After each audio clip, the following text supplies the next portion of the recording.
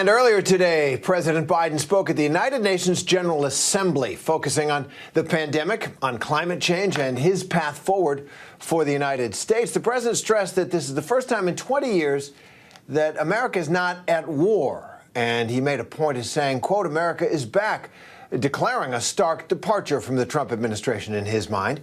So joining me now to break this all down is ABC News political director Rick Klein and former Deputy Assistant Secretary of State and ABC News contributor Colonel Steve Ganyard. Thanks both for being here.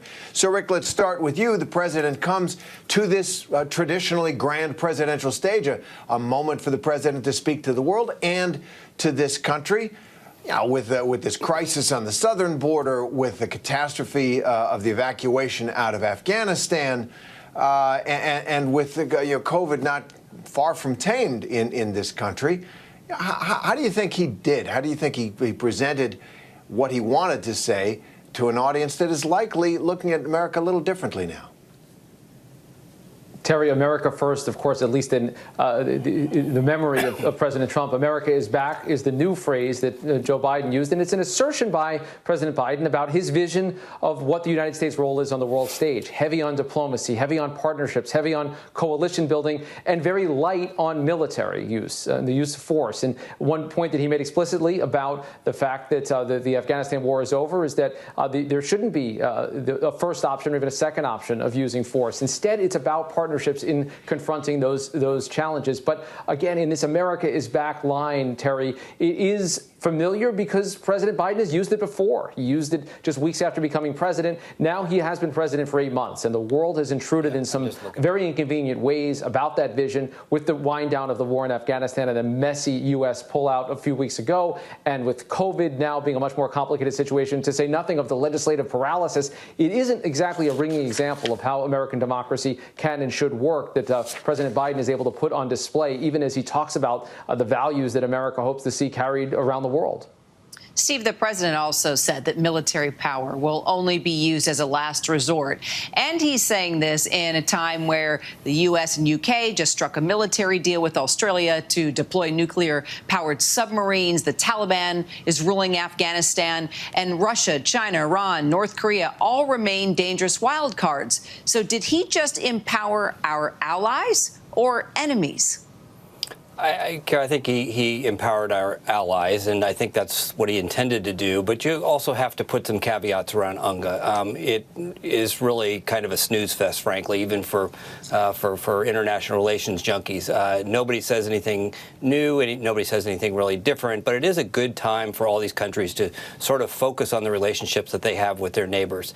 We heard Iran badmouth the U.S. today. No big surprise. It probably diminishes some of the hope that the Biden administration had to resurrect the Obama era nuclear accords. The things that are going on in the U.S. and the shift in the U.S. away from Europe, away from Iraq, away from Afghanistan, towards Asia Pacific and towards the Chinese threat were reflected here. And part of that ended up irritating the French by moving a submarine deal to the U.S., U.K., and Australia. But it's really indicative of that big change in the U.S. foreign policy, a bipartisan change in foreign policy that has the U.S. looking westward and less eastward, and I think those are the themes internationally, at least, that were new today.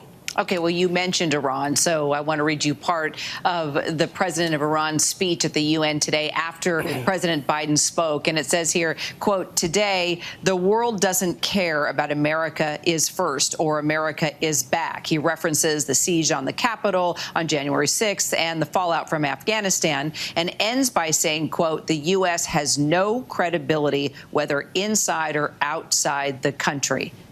What do you make of that? Yeah, I mean, if the regime in Tehran wasn't so bloody-handed and as oppressive, it would actually be, it would be funny. Nobody really cares what Iran thinks.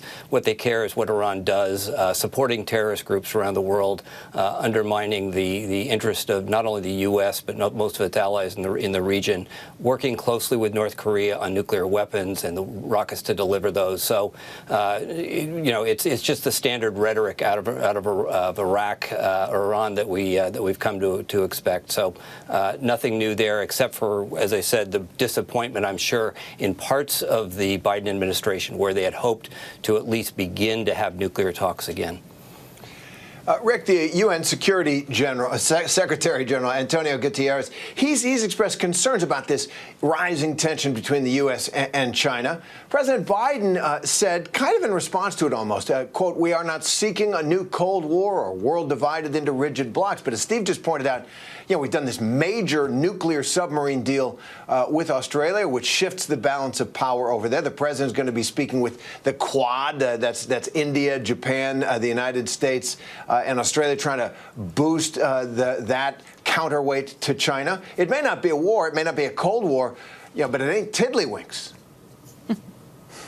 It certainly isn't friendly at this stage, and I don't think most Americans would expect it to be. I think where President Biden sought to find a balance was in the kind of the tiling down some of the bluster of the Trump years and saying explicitly, look, in this world and interconnected economy, you can't just ignore a threat like the Chinese. You can't actually treat them just as purely a threat. You need to acknowledge that there's areas where you're going to disagree and acknowledge that there's areas where you can still work together. And that's difficult, particularly against the backdrop of the very charged politics around China because of the origins of COVID-19. We remember President Trump was kind of all over the map when it came to China. Very friendly, very bellicose. New reporting in Bob Woodward's book that the Chinese were worried that they'd be attacked by President Trump on his way out the door. So clearly, to my mind, this is President Biden trying to dial all of that back, acknowledge that there are complexities in this. But you're right. This is not a friendly working relationship. This is not a country in China that has the best interests of the United States in mind. And I don't think there was any pretending around that fact at the General Assembly meeting. All right. Rick Klein, Colonel Steve Ganyard, thanks very much for being with us.